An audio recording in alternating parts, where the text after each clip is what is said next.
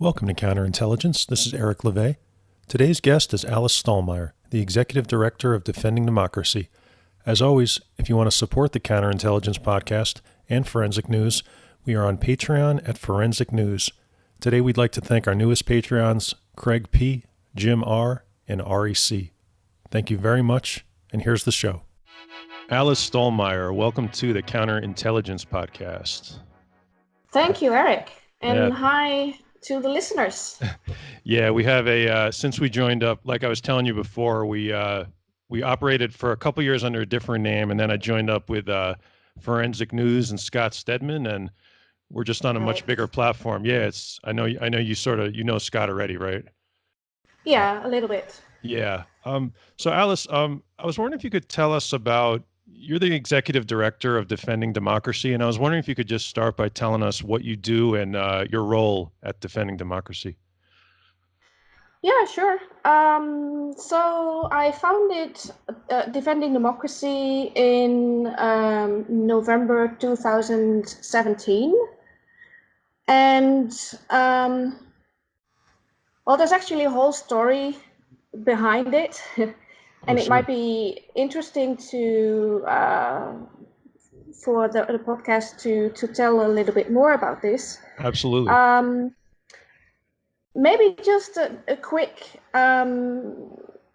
side note. So I'm not a native English speaker. So if sometimes I'm looking for words, that's probably because my native language is Dutch, because I'm from the Netherlands originally. I can already tell your English is better than a large percentage of people who live in America. Trust me. So here's the story. I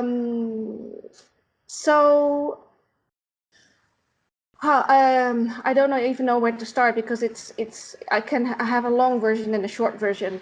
I think the short-ish version is that I live and work in Brussels now, which is like the capital of the European Union. Mm-hmm.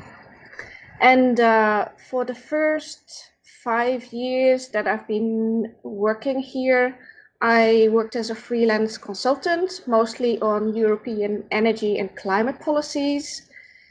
And I used digital advocacy, mainly Twitter, to kind of advocate for more ambitious energy and climate policies. Mm-hmm. I was quite successful in that, or well known if you prefer. I still am one of these so-called EU influencers, which probably the equivalent would be a DC influencer. Top 40, I believe, right? I looked you up. Yes, I think this year I'm on number 12 or something. Anyway, that doesn't really matter. But or as Donald Trump would say, number one.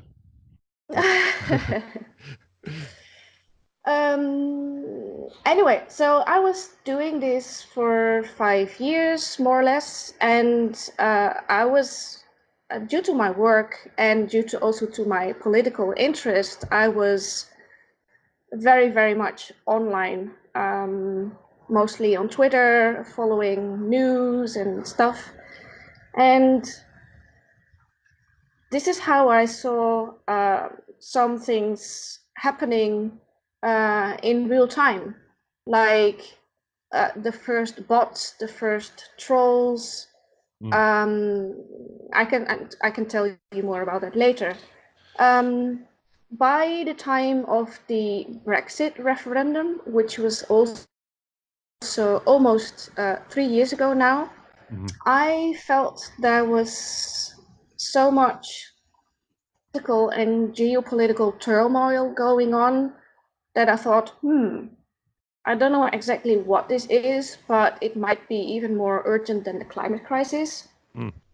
So I started reading and tweeting more broadly about, I was also looking at, what's happening at NATO level, at UN level. I was really trying to look beyond the Brussels bubble.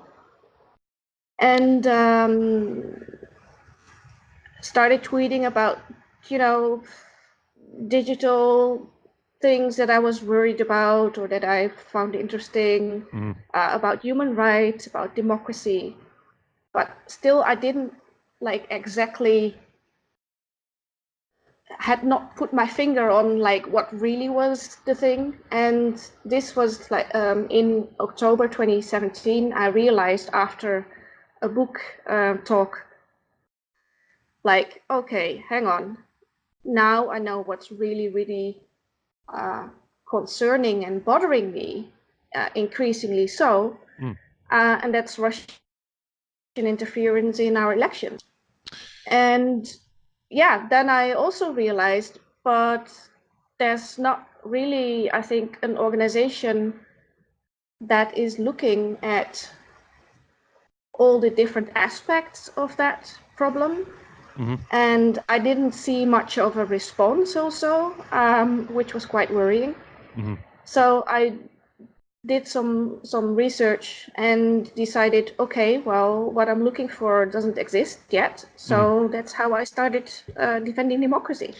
And Alice, that was around, did you say 2017? Yes.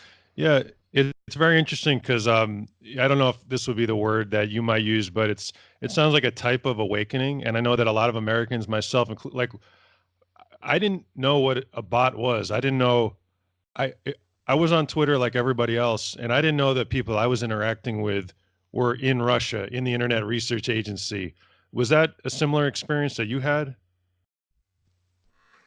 Um, well, I didn't know that there was this troll factory, Hmm. but I did know, and I happened to because I was looking in some of my past tweets, I was actually looking for the subject of MH17, which is um, a flight, an airplane that was shut down in almost 5 years ago, when it was flying over Ukraine. And yeah, Right. in in in that accident. So well, let me tell you about that a little bit later. But Sure. actually, I just saw that in 2015, I was already tweeting like that Russian trolls were very fond of the MH17 hashtag, because anytime I would tweet about it, they would reply. Wow. But I had no, at the time, I had no idea that there was even a factory for it. Right. Yeah. Yeah. I interviewed the Finnish journalist Jessica Aro, and she was I think one of the first people, or maybe first or second, to let the world know about that factory. Um, And I've read about that flight too. I'm sure we can get into that later, but that itself is an interesting story. I saw an article on Bellingcat about that the other day. Um, can you tell Yeah. us about what Defending Democracy, your organization, does and day to day? Sure. Well, so initially, it started as, or I thought about what would be the mission. And so initially, the mission was to defend democracy against the Kremlin's hybrid threats. Mhm. And I divided those in three, let's say, pillars. One was disinformation, Mhm. and the other was cyber attacks, and then the third one was what I call political warfare, which is anything ranging from uh, money laundering to bribing politicians to funding extremist parties to getting like even states beholden on the Kremlin via, for example, energy infrastructure. Mhm. So it's this whole range of, let's say, active measures that that together are what I consider the hybrid threats to our democracies. Mhm. However, within a few months, after reading more and talking with more people, and also working visit to the United States, I realized that the internal threats to democracy, so the much reported about backsliding of our democratic societies, Hmm. uh, is the other side of the same coin. And I realized uh, it's not, at least for me, it wasn't possible to address the one without the other. So that's how now the mission is to defend democracy against both external and internal threats. Yeah, that's. And Oh, I'm sorry. Go ahead. yeah, and so the in practice, the besides awareness raising, and trust me, there's still a lot of awareness raising necessary. Um, in practice, this also means for us to be growing and supporting communities of democracy defenders. And actually, when I speak about democracy defenders, it's more broadly about defending our values. So Mhm. that also includes human rights and rule of law. And these communities are both online and offline. That's really in a nutshell what we're doing. So the offline maybe is interesting to hear a little bit about one thing in particular that we're doing. We started after I visited the United States. This was in February, March 2018. Um, I When I came back in Brussels, I realized I would miss two things after that visit to the United States, which was only 3 weeks. Mm. One was to watch at 9 p.m. together with some friends, on weekdays at least, Rachel Maddow. Hmm. And the other thing was to have precisely this circle of friends that I could discuss these kinds of topics with, because Hmm. I didn't have such a circle in Brussels. So I said this to a friend, and he said, "Well, there might be an appetite for something like it." So first we created like a short list, a long list, and a short list, and to have like a really close group of people, Mm. and they are now they have become the advisory group to Mm. defending democracy. But as a group, we also decided to start organizing monthly so-called democracy drinks. I saw that on your webpage. That's a great Yes, idea. yes. I've been doing Actually, that. there was Oh, go ahead. I was inspired by the green drinks. Mm. It's a concept that started like I think like 20 or maybe even 30 years ago. I don't know, but they started in one city at first, and then someone moved to another city, and this person thought, I also want green drinks in my new city. Hmm. And then gradually it began growing and growing, and now they're organized in, I think, like over 500 or 600 cities across the world. Wow. So yeah, I had been going to the Brussels green drinks, and I thought, maybe I can apply that concept to democracy. So we started doing that in last October in Brussels, Mm. and people were so enthusiastic about it, um, and I could see how it really was working into connecting people and organizations.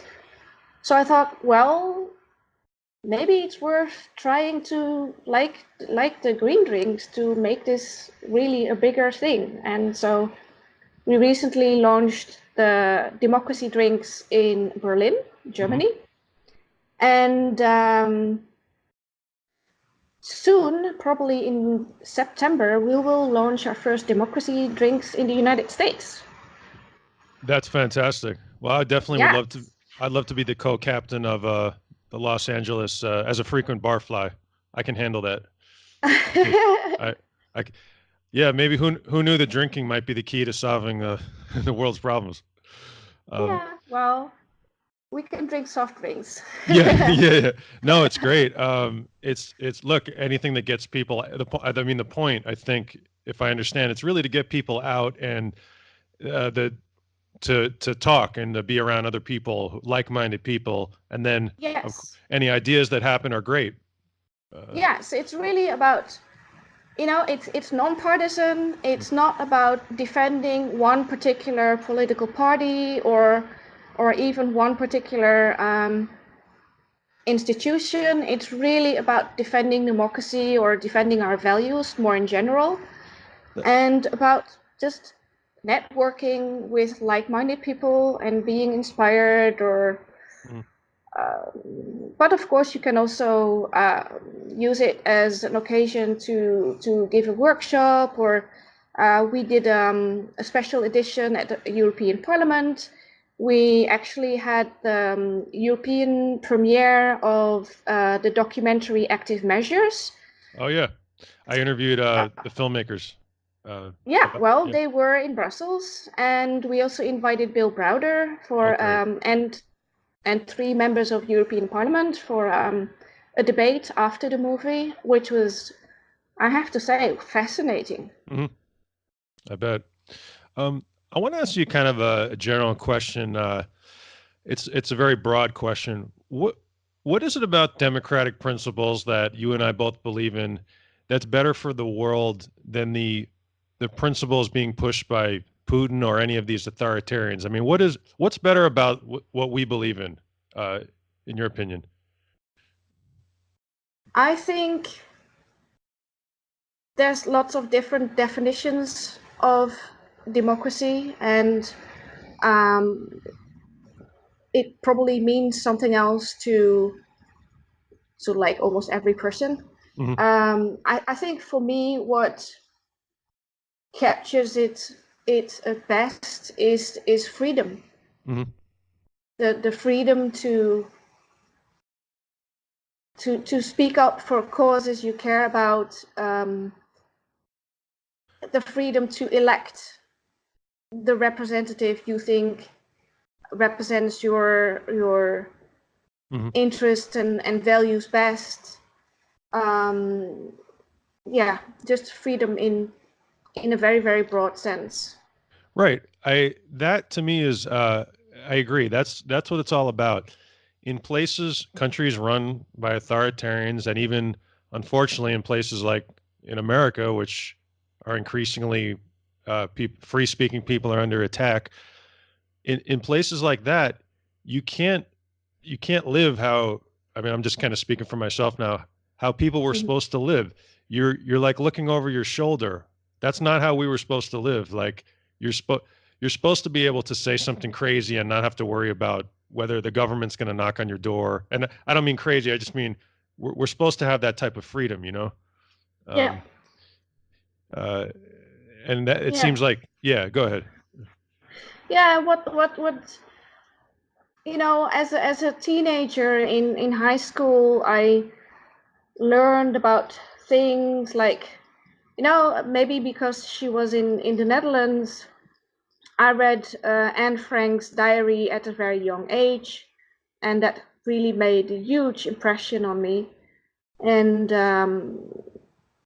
yeah, I guess I was kind of, maybe not an activist, that's the wrong word, but I was like interested in things like social justice and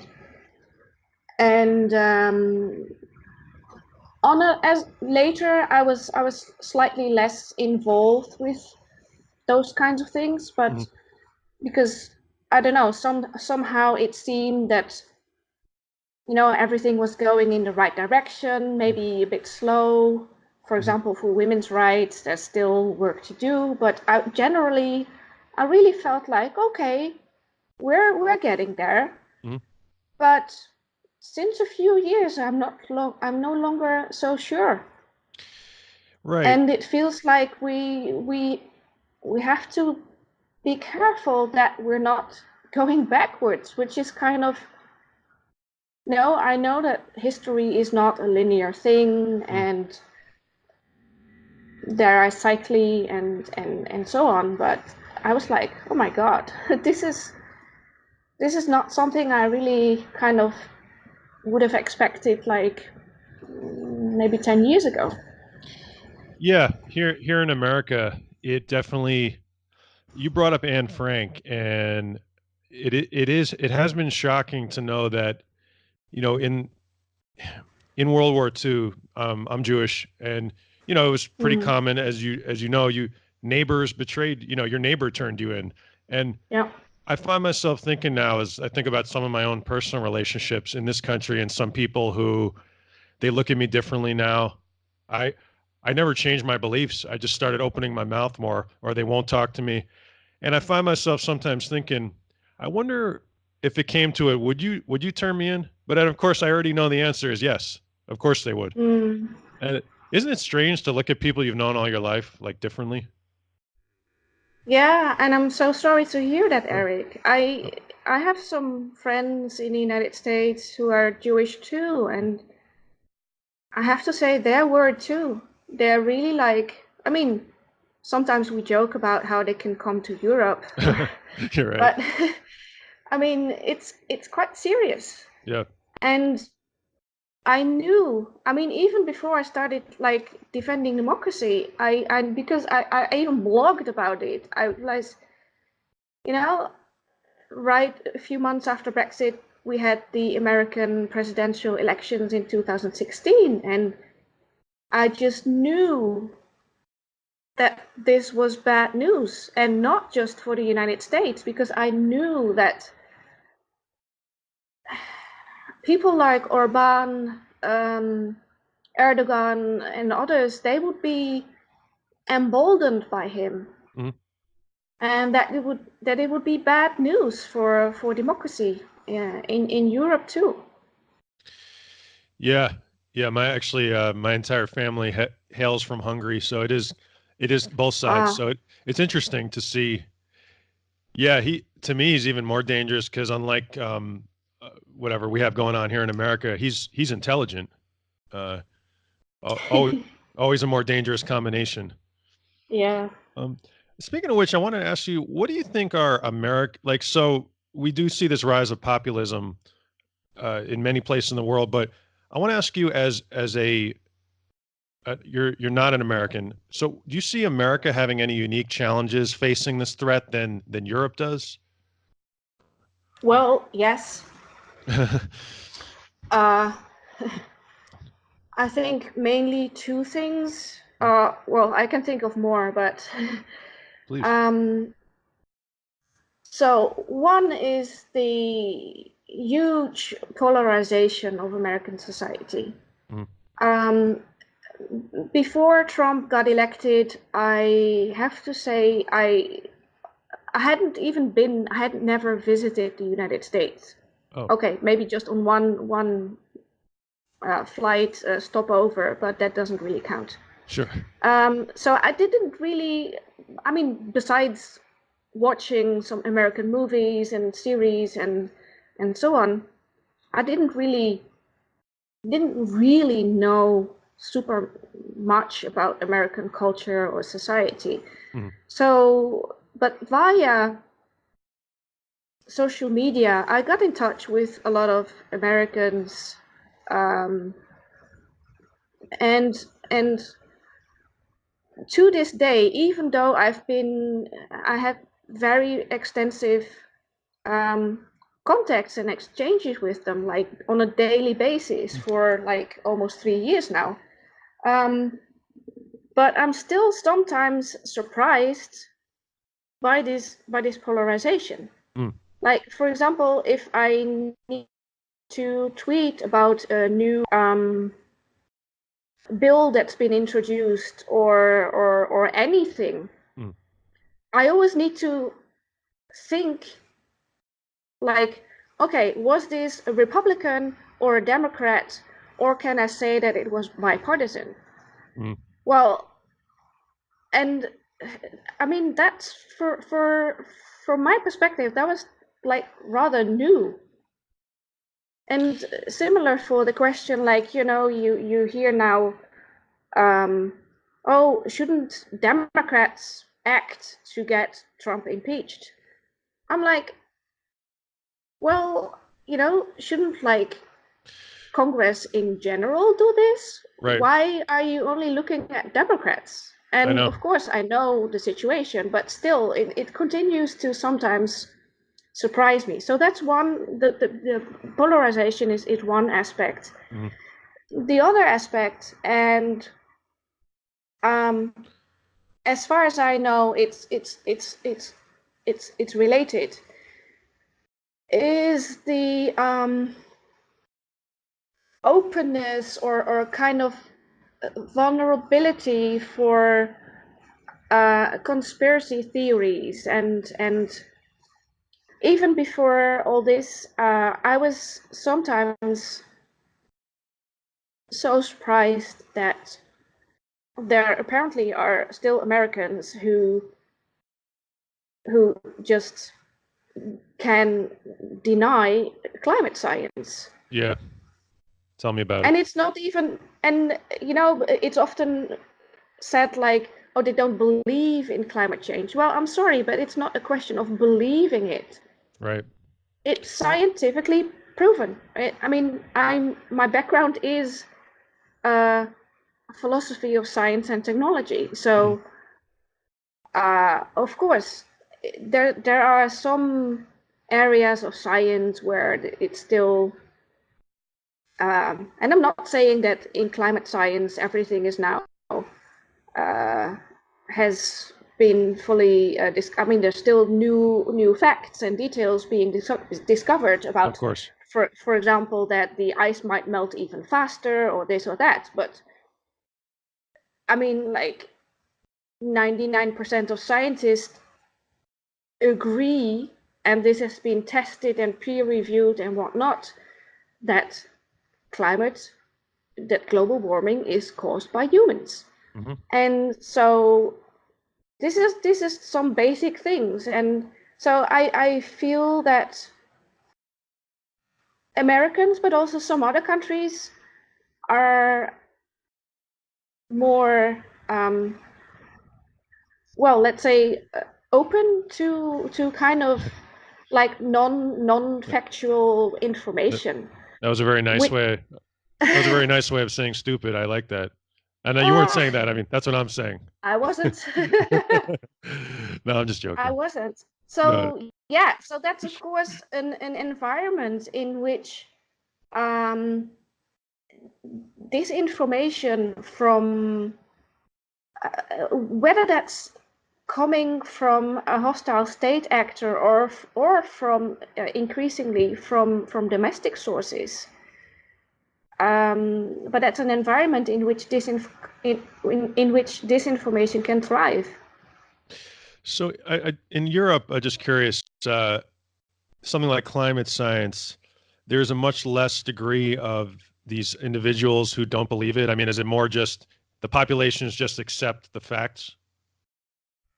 Yes, of course. Of course, you also. I mean, here you also have, and I think it's partly due to the also to the nature of social media, um, and the fact that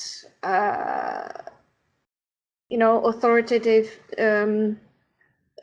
news outlets have less money for. I mean, their business model is under pressure. Let's be clear about that, due to social media. So they have like less journalists. It's tougher to cover everything, um, and social media has as a in itself is polarizing because, as you probably know, I mean, we've become very we've discovered a lot more in recent years about how algorithms are working and how clicks and likes and the business model of tech platforms, how they are like amplifying different positions, and that they are feeding on extreme positions on both sides. So yeah, there's there's there's people or who are, I would say, yeah, I mean, even here, increasingly, it's not about criticizing opinions or exchanging opinions, but also about facts, Right. unfortunately. Right. In America, that's definitely, it's a huge problem. I mean, I think almost every problem that we have in this country goes back to just education. Just I got a very good public education paid for by the government, but there's many places that you go around this country. It's like just simple math. You don't put the money into it, so you can't hire the best people. Although there's many great teachers out there, but it's just people are going to gravitate to where they can uh, the most prestige and make the most money. And when you have teachers in America who, I don't know if this is a problem in Europe, but teachers here sometimes they have to buy their own supplies. They it's That's all going to have a catastrophic effect eventually, leading to that the students in the class grow up thinking that there's some sort of option with climate. Like, oh, there's just two sides. Like, there aren't two sides. There's the Yep. truth and there's something else. Uh, and that's a huge problem we have here, just prizing education. Um, Yeah, it's education and critical thinking, but it's exactly. also but it's also media Hmm. and this so-called balanced approach Hmm. in which apparently some, especially like talk show kind of formats, Hmm. feel that they should invite someone who is not even a scientist, Right. but that someone from the other side, Uh, which doesn't matter if that's just an opinion former or who hasn't studied science. That doesn't matter mm. apparently, but that's not helpful. And And that's, oh, sorry, go ahead. and this is, I mean, this is not without consequences. Hmm. This can have like real life consequences. I mean, climate science or climate change is one thing, but we also have the whole anti-vax um, well Hmm. wave. That, I mean, this can cost lives. This is absolutely dangerous. I'm glad you brought that up. It's funny. You know what I did yesterday? I had to get a Uh, second, I had to get a measles booster. Um, I'm an adult male who was already vaccinated against measles when I was a kid. And then my doctor said, your levels are, because of there's an outbreak where we live. It was like almost unbelievable. I was sitting there in the office. I'm like, I'm getting a measles vaccine again. Like, wow. I'm getting a measles vaccine because people, my fellow citizens, some of them are not vaccinating their kids. That's Uh-huh. crazy. Yeah, it is. I Is think that, in some, I can't remember which European country. I think it was France. Um, I think I read like 2 weeks ago that they were discussing whether or not um, children of that were not vaccinated could still attend school. mm, Like, can like they were like considering whether they should adopt some kind of regulation that non-vaccinated children could no longer attend kindergarten or something. right. Yeah. I think the general definition or my definition of freedom is that it's sort of your freedom ends where my safety starts. So that's like, Exactly. that's Yes. crazy. Um, Yes. I Yeah, want and to, this yes, yeah. Well, go ahead. no, no, no, go ahead. Go, what were you going to say? Um, well, I know that the whole Amendment 1, and because, when you're talking about disinformation, what often comes up is, oh, yeah, but you can't like censor people because there's freedom of speech, there's this the First Amendment, and so on. Mm, But Well, I think there are several comments to make on that, and one of them is that, for example, that bots don't have human rights, That's true. and well, there's some more, like, I would say there's a limit to freedom of speech Mm, when this endangers other people's lives. exactly. Um, I was wondering, can you take us through your organization, Defending Democracy? Can you take us through, I don't know, a typical day, how you start your day, and then how you end it, what you do there? Uh, Mhm. Um, well, I'm not sure there are maybe there isn't a typical typical day, days. or maybe just pick one day that stood out to you. Yeah, well, mostly it's a combination of things. Like, uh, generally, the first thing I do in the morning is open my Twitter, um, catch up on my Twitter lists and any messages I might have on my notifications, but also my RSS feeds. Like, okay, what happened overnight? Mhm, Um, yeah, mostly there's quite some catching up reading to do. mhm, Um, I make sure that our social media channels have some good content.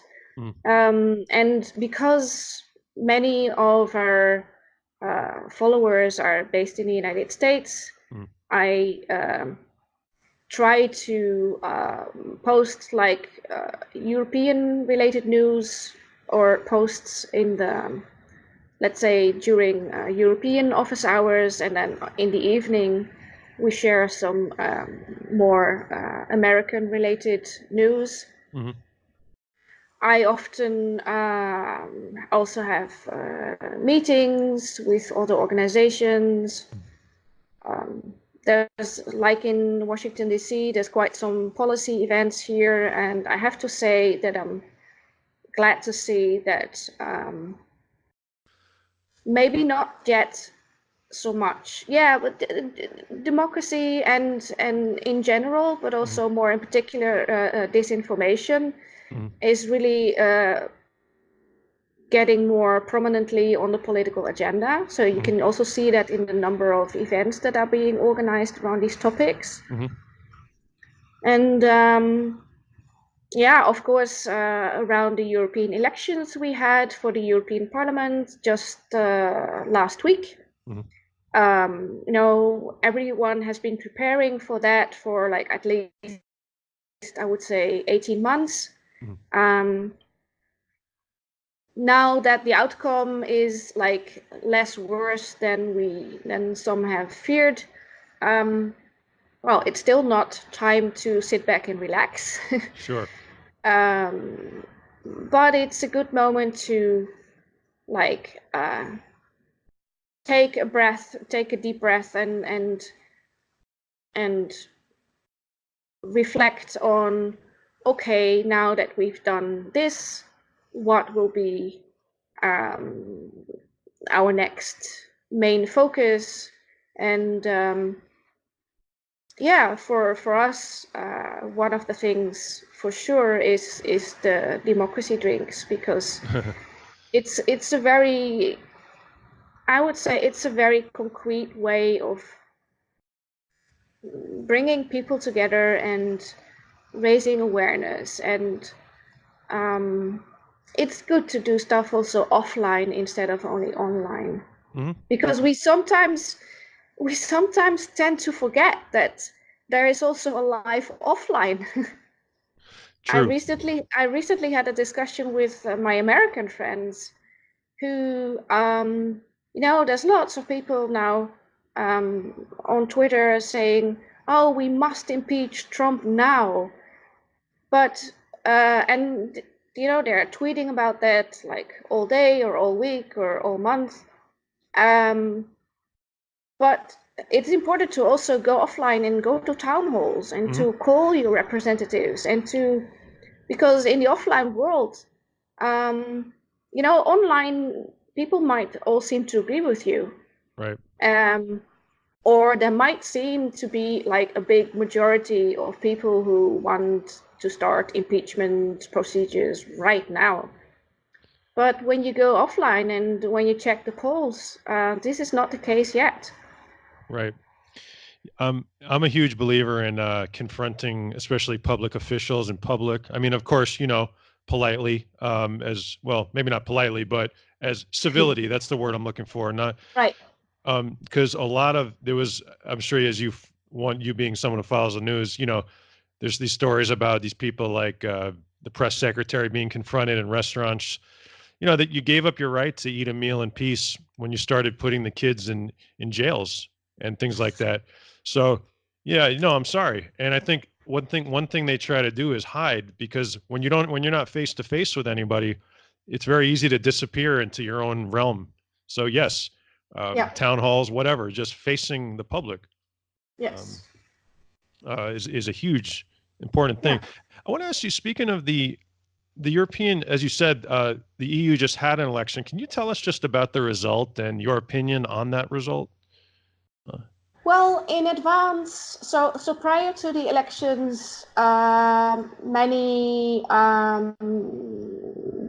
journalists were afraid that all kinds of populist parties would get huge gains. Mhm. Luckily, it was not that bad. It's not that it's all good, but it could have been worse. Mhm. Interestingly, the main, let's say, center parties, that is the center right and the center left, they lost some seats. They're not as big as before. Mhm. They're still the two biggest, but they lost seats.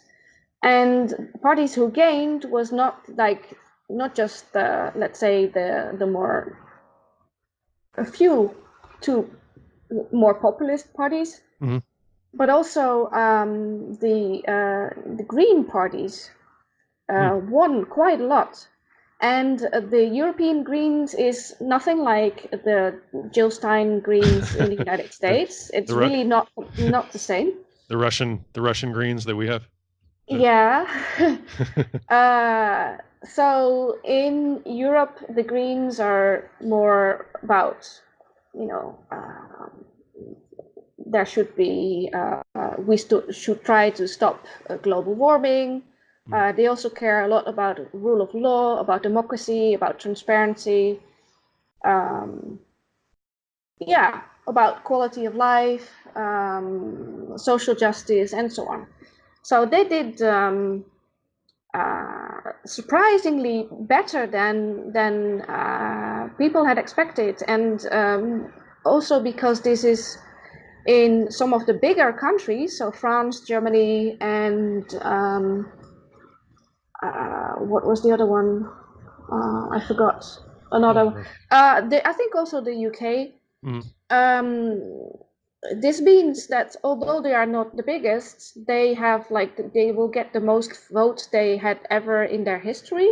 Mhm. And it also means that they probably might get a kingmaker role, Oh. as in, for example, for the. Oh well, this story is getting too complicated No, no, because no. now that means I will have to explain the EU's leadership shuffle in a nutshell, which is super complicated. Well, do your best. We love to hear about it. uh, well, I think it's not so interesting, Okay. or it's really complicated, but Just it means that we'll you have Google to it. take. It means that take into account a lot of criteria like gender balance, like balance between Eastern and Western European countries, because there will be several leadership posts will become available after this mandate. It's the president of the European Commission, it's the president of the European Council, and the president of the European Parliament, plus the High Representative, which is like the EU's top diplomat. So that's the 4 main posts that will become available. And it's a huge puzzle each 5 years. And so it now seems that, yeah, the Greens might have a role in forming a coalition and having a say in well, some of the priorities, or yeah. So it's really climate is back on the agenda for sure. Yeah, what I read too, correct me if I'm wrong, was that it really sounded like, especially younger people, were really embracing the more progressive end and a little bit of a rejection of centrist policies. Is that correct? Yeah. Yes. I think in general, and I actually read a nice article about that today, is that in general, young people have suddenly become interested in the European Union, because they realize that only when you coordinate with other countries, you can stop,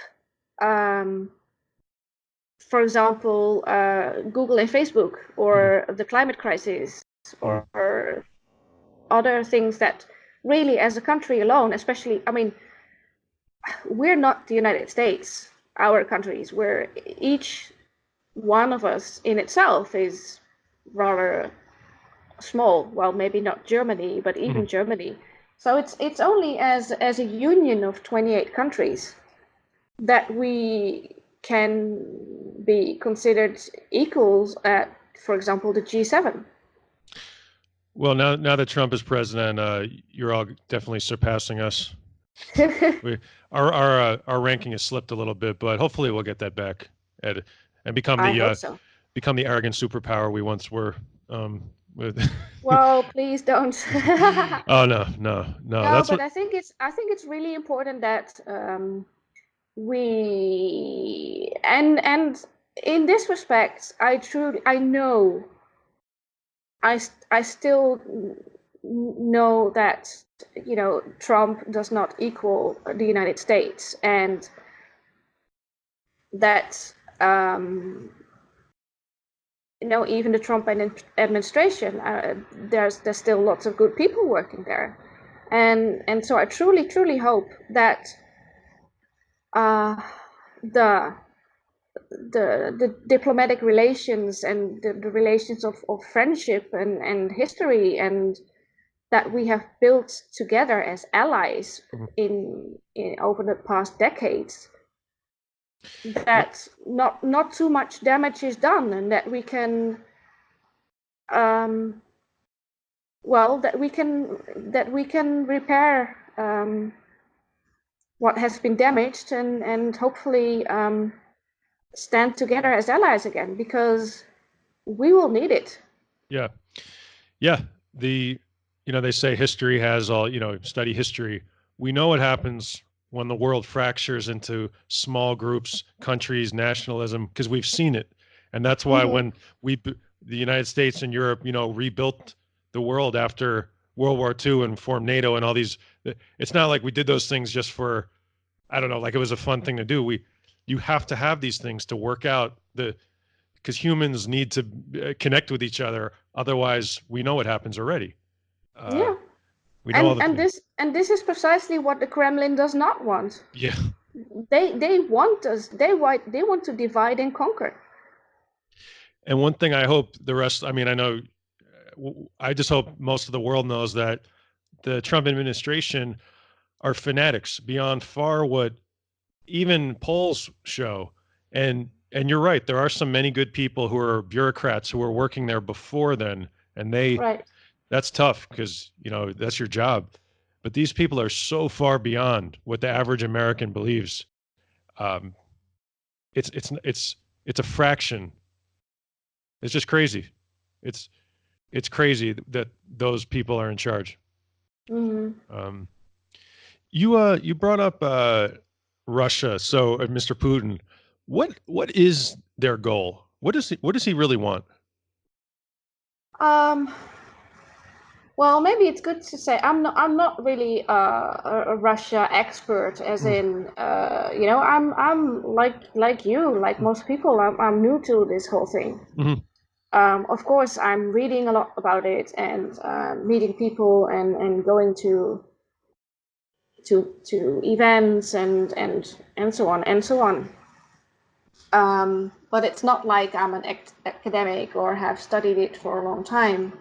Um, but I think there's I could say two things. One is that money is playing a big role in all Mm, this. It's I think one thing I discovered increasingly over the past, I would say, 2 years is that corruption is corroding our democracies. mm. Really, it's a big part of the whole problem. Um, yeah, Yeah, there's yes, money. I think that might be the number. I'm reading a book right now called Moneyland, and yes.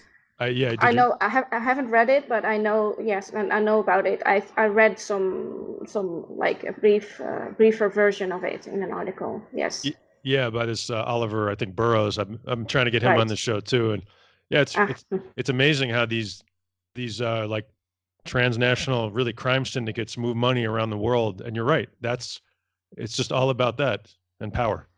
yes, Um, it uh, is. I mean, and just yeah, look also at the active measures documentary. mhm, Uh, it's about mafia. mhm, So that's and so I think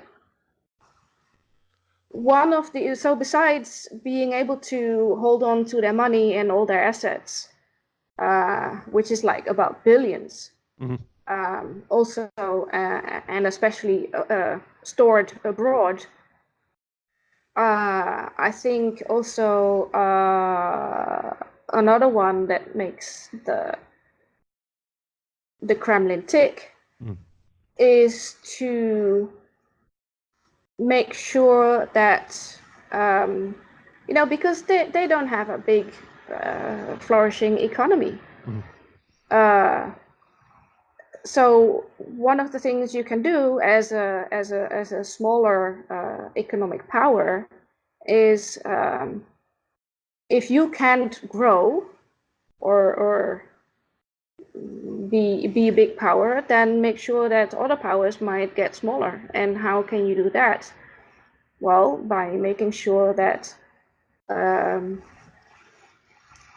for example, the some of the core uh, foundations of their societies um, are getting more less stable and more wobbly, like the rules-based order or our values. So it's really kind of I'm trying to think what the English expression is, but I think it's um, uh, I think you said it perfectly. okay. Absolutely, just tear it's like down. we Yeah. it's like we have this expression to sew the feet from someone's chair, or the legs from someone's chair. Mm. Oh, anyway, Yeah. that's No. No, I get it. I completely get it. It's just okay. they they can't become what he wants, or he has some kind of strange or whatever you want to call it for a past that there's no more Soviet Union. So just rip everything else up, tear the world apart. Makes so you look better. Right, exactly. Um, I just really have one more question I want to ask you, which is, what can the ordinary person do to stand up for democracy? every day? That's a good question. I think so. You already mentioned a very important aspect, which is every day. I think doing democracy is not just going to the polls like every 4 years or 2 years, but it's really about informing yourself. And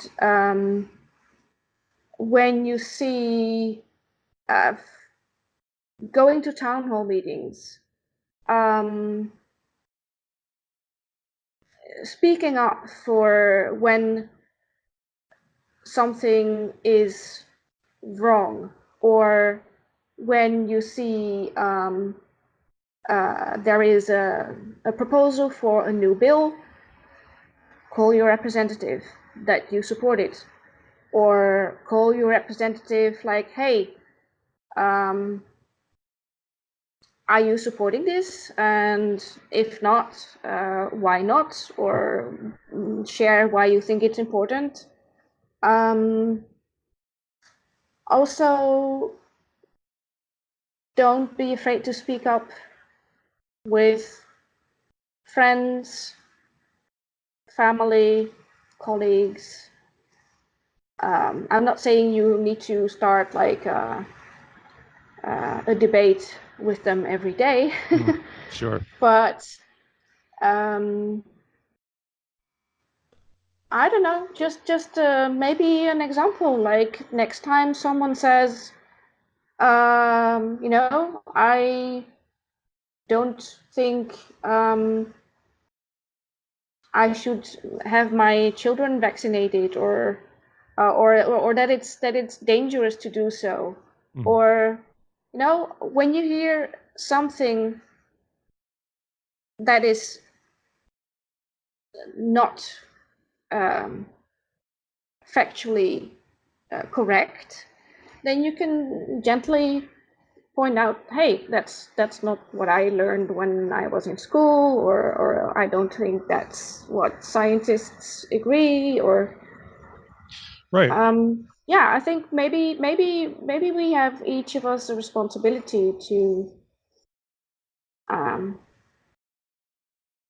yeah, to stand up. to stand up, not to take things for granted. Yeah. Even facts, unfortunately.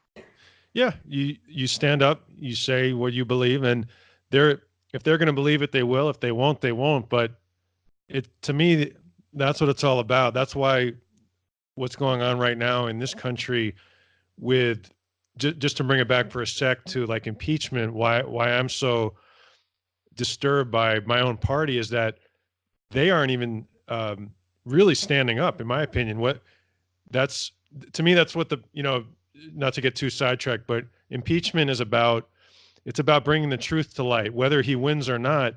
That will happen or won't happen, but to just not even try is it's so strange to me. Stand up, and then the chips fall where they may, as they say. Well, as far as I know, and I'm following this also quite closely. Some discussion groups and so on. But of course, I'm not American, so correct me if I'm wrong. But as far as I know, they are. I mean, it may not be called impeachment hearings or procedure or whatever, but there are hearings going on, and slowly but surely the truth is being found out. And I think it was only yesterday that I read a really good article from a legal expert who says, guys, I'm as much impatient as you are, but as a legal expert, I know that it takes time to build a case. Well, that's true. It does take time to build a case. There's definitely you're correct. I mean, there's differing viewpoints on how to proceed. I think that I personally think that America's running out of time, and we're long since past when really the time to stand up in a public way. But look, there's people who agree with taking a more another kind of path, and I guess look, we'll see what works. Mm-hmm. It's sometimes it's hard to find the right answer, I guess. Yeah. Alice, how do people reach your organization if they want to contact you or help you in defending democracy? Well, I would probably say social media. We're on, I think, most active on Twitter. Our handle is Defend Democracy, because defending democracy was too long. Yeah, and of course our website, and especially stay tuned for the first American democracy drinks in probably in mid-September, and I won't disclose which city that will be yet because yeah, we're about to announce that a bit later. But yeah, it would be great to meet a lot of listeners at our American democracy drinks. And when you get, I'll send you an invitation. oh, I would love to go. All of us here at the Forensic News team and our listeners, believe me, we would love to be there. That would be fantastic. Well, Alice, is there anything else you want to talk about or tell our audience? Anything on your mind? We talked about a lot. Yeah, we talked about a lot. So we may have covered everything. I mean, I'm sure we could talk another hour. I'm sure we could. or more. Yeah. But maybe we should do that another time. We will. I think that's the measured European perspective. Right. Well, I want to thank you. Yeah. I want to thank you so much for coming on and talking to us. And it was my pleasure. Yeah, I really look forward to doing this again next time. Thank you very much for listening. That was Alice Stollmeyer, the Executive Director of Defending Democracy. As always, you can follow us on Twitter at IntelPod. My personal account is Eric Levay, EricLevai. Forensic News is on Twitter at Forensic Newsnet. Please support us on Patreon at Forensic News, and we'll talk to you next time.